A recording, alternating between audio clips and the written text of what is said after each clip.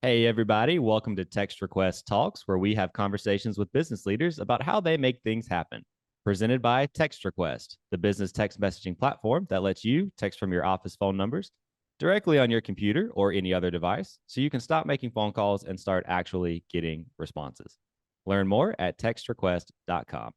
I'm Kenneth Burke, and today we have with us Tracy Panase, who's the CEO and owner of the Just Between Friends franchise system. So, Tracy, great to have you here. Thanks so much for having me, Kenneth. I love your story. I've listened to a bunch beforehand, talked to some other people about you as well. All great things. And I'm really curious how you made the jump from a multi unit franchisee for Just Between Friends to being the owner and the CEO of the whole franchise system. So, can you just start off with that story for us? Sure. My husband and I have been in franchising for 25 years, and we started with our first brand when I was expecting my second child. And so now those children are 27 and 24. So it's been a long journey. But have always loved franchising. And I often say that, my best job was being a franchisee. And started with one brand and then purchased a second brand in 2008 when those same kiddos were 11 and 8. And like most parents, I found that my children were growing really, really fast, and we had lots of things that they no longer needed or wanted. And that's really how I found Just Between Friends. So we are a children's and maternity consignment sales event. And as you said, I started with one territory and then evolved to have multiple territories because as a company, we serve an ever-growing problem, right? Kids are always going to grow, parents are always going to have stuff. And so it really turned from a business opportunity to a passion where I saw how we were impacting communities that we served and had a lot of success in that area. And then just as the years went on, I was a JBF franchisee for 15 years and loved what I was doing, but realized that I had kind of reached my lid. My dad used to always say, when you're the strongest person in your gym, it may be time to find a new gym. And I really liked my gym, but I didn't necessarily see myself being a franchisee forever. And so during just a normal conversation that I had with our founder, I said to her, hey, if you'd ever be interested in selling your company, I'd be interested in talking to you. And she said, yeah, let's talk about it. And so essentially what I said is I raised my hand. I shared, what was kind of on my heart. And she also, unbeknownst to me, had similar thoughts in her head about at some point she was going to be ready to transition out of being the franchisor and had a short list of people that she would entertain options with. And I was on that list, although I didn't know it at the time. And that really started almost a 2-year dialogue between myself and the founder as to what did this make possible? How could we potentially work together to not only serve our own individual interests, but most importantly, how could we serve franchisees well in this transition? And I think we've done that. It's not been perfect, but I think we've had a good and smooth transition. You said it took about 2 years of conversations. I know a lot of people are very curious what it's like to buy and sell a business or how to approach that transaction. What went on during those 2 years? What were the conversations that you were trying to figure out past, say, bank financing? Yeah. Initially, it was related to the valuation of the business. Also, what would this look like in terms of structure? And so both Shannon Wilburn, Shannon is the founder of our company, and I had never done this before. And so in some ways, that was really good because we came into it without any preconceived notions of what this should look like. In other ways, it probably made this process go a little bit slower than necessary because we didn't know what we were doing. And we were dependent upon each other to get advice and receive some coaching and guidance from outside experts. So I think the way we came at it was very non-traditional. We were working together. So when we had the valuation of the business, we did that together. We split the cost of that. It wasn't Shannon trying to get the most for her business and me trying to get it for as little as possible. It was what's fair. Because at the end of the day, what we wanted most, what was best for the brand. And Shannon's goal was not to be a legend, but to have a legacy. And my goal was to continue that. And so I said throughout this process that I had the gift of going second. And that to me was a high responsibility and an honor to be able to stand on the shoulders of a giant and be able to carry the legacy forward. So I would say what we did was certainly not textbook, but it worked for us. And now you are roughly 15 months, a year and a half into this. So what's it been like to carry that legacy forward? I guess have you been copying her playbook, play for play, or how have you led it as your own?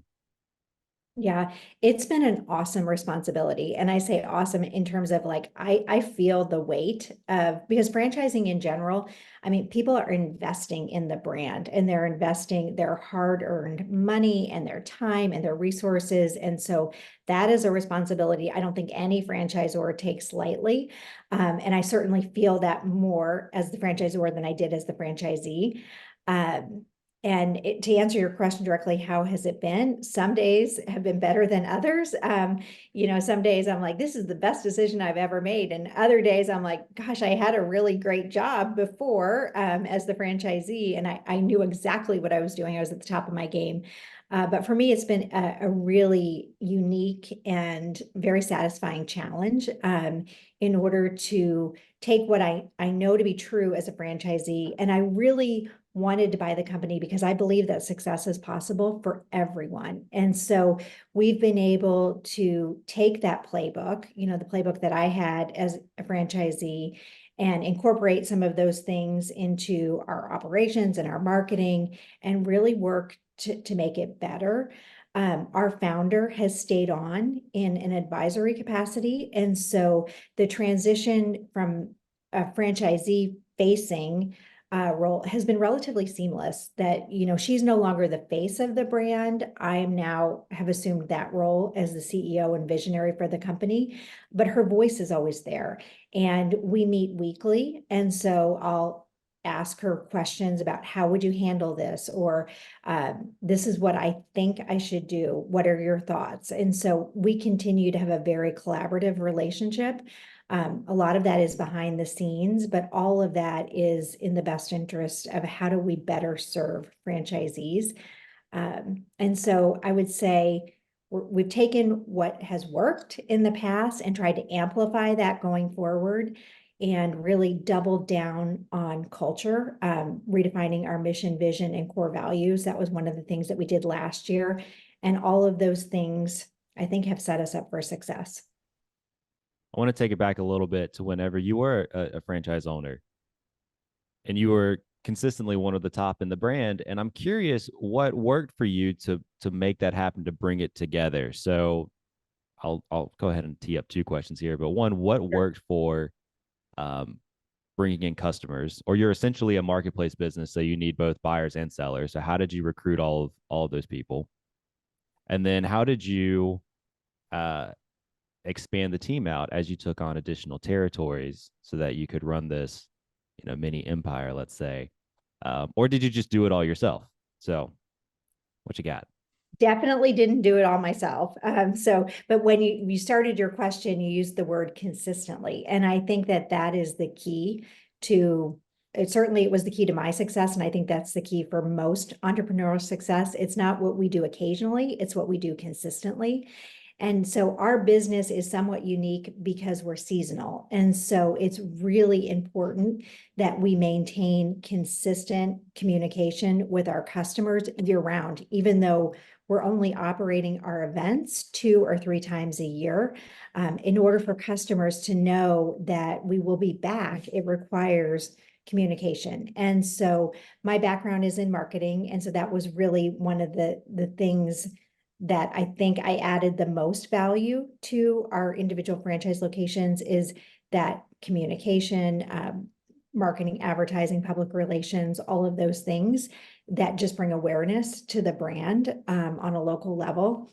And as far as the second part of your question, did I do it all myself and building a team, is that I think we all know that we have our limitations. And so as our business started to grow, the need to scale became increasingly important. And so what I've always known to be true in my franchise experience is that simplicity scales. And so as we look at our model, it is a pretty simple business model. We need shoppers to buy inventory, and we need sellers, which we refer to as consigners, to bring that stuff. And the bridge is really the culture or the community that makes everybody want to work together. And so we really focused on those things. We focused on how do we get more shoppers, right? So how do we get more people coming through the doors of our event? Our events only take place 4 to 5 times a year, twice a year. So we have to create that sense of urgency and scarcity, really. Like if you don't get here, you're going to miss out. And then getting those folks to invest a little bit more time in the process by bringing their gently loved children's and maternity items to our events. And so all of those things require just consistent communication. We use tools like text requests. We used a lot on the franchisee level, also email marketing, just human connection, and really trying to bring local families together to support one another. So that was really what we found to work best. It's pretty simple. I mean, everybody's looking for that magic bullet when it comes to marketing, but my experience is the person that communicates with clarity and with a regular cadence is the one who generally has the most success in the marketplace, and particularly in our business. Did you see any significant differences or things that you needed to change as an owner between one location versus managing 4?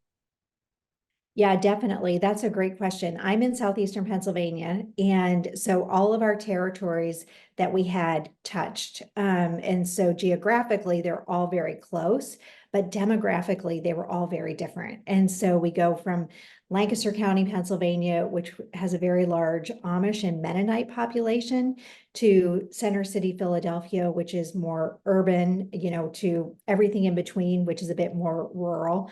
Or suburban. And so the model didn't change, having the shoppers and the sellers, that's consistent nationwide. JBF, we have 150 locations in 33 states, and that is our model. However, the way we communicate with those customers has to vary depending upon how they consume information. Some are really tech savvy or more Facebook than Instagram, it just kind of varies. So really learning what that demographic is and changing the tools or the tactics in order to reach as many people as possible is where the local franchisee comes into play. And that is our model. Our model is that it is owner operated. So the owner also lives in their community so that they're able to effectively reach as many parents as possible. Earlier, you were talking about during the transition from Z to Zor, or the acquisition process, that you had a lot of conversations about culture and bringing that forward. And I'm really curious how you go about creating that and fostering that when it is a seasonal business. And I think about what you were just saying here, where you're able to build a business by staying in contact with customers or with your buyers and your sellers year round. And so I'm curious, how do you apply the same concept to your franchisees? Yes, with our franchisees, really our core values. So we know that language creates culture. And so within Just Between Friends, we have 4 core values. And so whenever we have an opportunity, we discuss our core values. So when we see a franchisee treating somebody like a friend, or we see a franchisee who has figured something out, another one of our core values, we shout it out. We also utilize a pretty I don't want to say rigid, but a very consistent manner of communication. So on a monthly basis, we have a community call with all franchisees. On a weekly basis, I do a quick 5-minute Friday. And so it's like things that have happened during the week where I'll go on Facebook Live and say, hey, I saw so-and-so in XYZ territory who's really treating people like friends, or, the franchisees in Houston really have demonstrated how we're better together. And so just really those quick sound bites take place during the week. And then also we have weekly communication through an email newsletter. And so people, as you know, in your business, people consume information differently. Some people prefer video, some people prefer the written word. So we try to over communicate so that everybody is getting the same information, although they may be consuming it through different methods. But although our business happens only twice a year, it requires year-round effort in order to put on our events. And so we have workshops and trainings and, all the things that a good franchisor provides for our franchisees throughout the year, so that when that sales season comes around, they are fully prepared and ready to go. And so we just support that with all the necessary tools. We don't stop the franchise support center during the off season. We put the pedal to the gas so that we're ready to go once our season is in full swing. You've had many phases to your career, or at least as I'm looking at it in hindsight now, I guess. So you started with one brand in 99, you added on JBF and I think it was 08, you mentioned. And now you've transitioned into the franchisor side. And I'm really curious on the professional development side of things. How have you grown and evolved? And if you are able to think back some, what or is there a particular skill set that you've had to develop at each stage to help you make the shift? Yes, that's a great question. I'm a learner, and I think that I don't know what I don't know. And so very early on in my career, I invested in a coach. I've always had some, and I've heard this theme echoed by many of your guests in previous podcasts, that I've never been an athlete per se, but I've always studied athletes. And you think it's like for specific things, it might be strength and conditioning or diet and exercise or all these different things. And so at one point in my career, I thought I could only have one coach. And if I sought additional coaches, it was almost like cheating on the coach. But now that I've matured a little bit and I understand I have different coaches depending upon where I need the most training. For example, I work with one coach right now where it's mostly related to culture and leadership. As a company, we also run on the entrepreneurial operating system, otherwise known as EOS. And so we, as an executive team, work with a coach on the implementation of EOS. So that's two coaches. I've recently hired a third coach to work with me on public speaking, because that's what I do all day is, whether it's in large groups or a small group setting like this, or these 5-minute Fridays, it's, my words are important, and the way that I present myself and the ability to communicate clearly is critically important to my job. And so, depending upon what season of my life I'm in, I have brought in outside resources. So I think just being open to that, like just knowing that we're always learning and growing, and certainly reading. One of my high performance habits is to start every day 30 minutes reading, and it's usually something business related, because I find that if I'm going to spend 30 minutes a day, I want to be able to get something tangible out of it. And so I think for all leaders, it's important to be able to just be a sponge and constantly be open to new opportunities, and not just books and coaches, but people. We're talking a little bit before we got started about the conferences that are available in franchising or whatever industry you're in. During those sidebar conversations at the conferences, that's generally where I find I learn the most, because you're just having just thoughtful, casual conversations with folks, which is highly valuable. I have a selfish question first. So you have a career spent in marketing, and now, or not too long ago, you have hired a coach to help you with speaking and communicating. So what exactly is the the gap there that you're trying to bridge? And should I be doing the same thing? That I don't know if you should be doing the same thing, but I mean, for me, it's just the need. I always get better. I think that you can, if you look at, the best in class, like a Michael Jordan or a Wayne Gretzky or Travis Kelsey, whoever is the best athlete of the day, is they're always trying to get better. And so while I think I have skill in these areas, I think I would be doing myself a disservice to say that I'm the best, or I don't need to invest anymore in it. So just slight nuances. And I think having someone like, for example, the speech coach that I'm working with now, I will send her like, this podcast, I'll send her this recording and she'll be able to from an outside objective perspective say, this is what you did really well, and this is an area that you could improve upon. And so I worked with her. We do a large conference every year for our franchisees. And a big part of that conference is me delivering the state of the company. And so it's high stakes. And what I say really does matter to franchisees in terms of the future direction of the company, as well as their individual franchise. And so I worked with her for about 4 months on the state of the company this year. And while I think I could have done it myself, the work that we did together was infinitely better. And so it's just having that objective analysis of what we're doing in order to improve. Is there any one thing you can point to over your career and say this was the pivotal moment or the pivotal skill that I learned to become the leader I am today? Or has it much more so been just a series of small steps that have added up?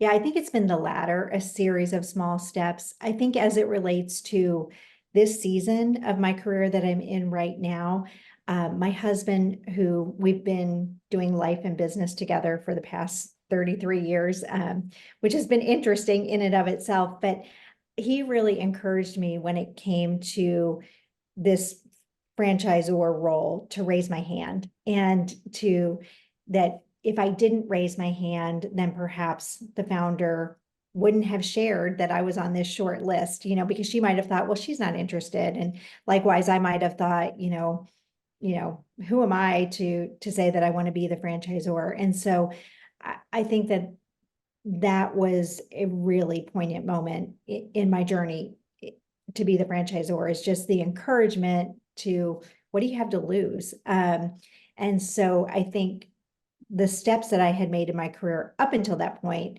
gave me the courage and the confidence to be able to do that. But I can't really point to any one specific moment over the past 25 years in franchising that led to that, other than a whole lot of learning and lessons, and just taking it all in from lots of really smart people who have gone before me.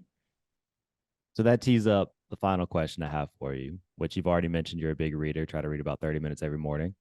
Is there a particular book that stands out that you would recommend to anybody? Or if you can't narrow it down to one, is there a top three maybe? I can absolutely answer that question because I have mailed out about 1,000 copies of this book, and that is The Compound Effect by Darren Hardy.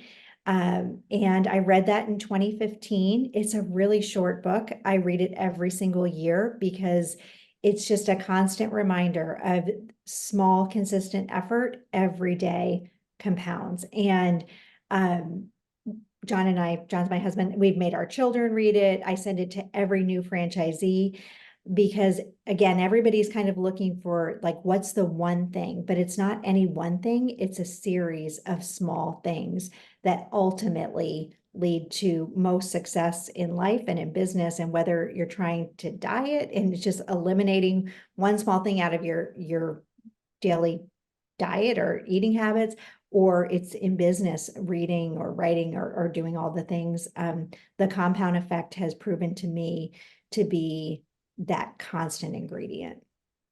I'm also rereading Grit by Angela Duckworth That's a currently, good and one. it's very similar themes. So, Tracy, thank you so much for being on here. Really appreciate your time and all of your advice. My pleasure. Thanks for having me, Kenneth.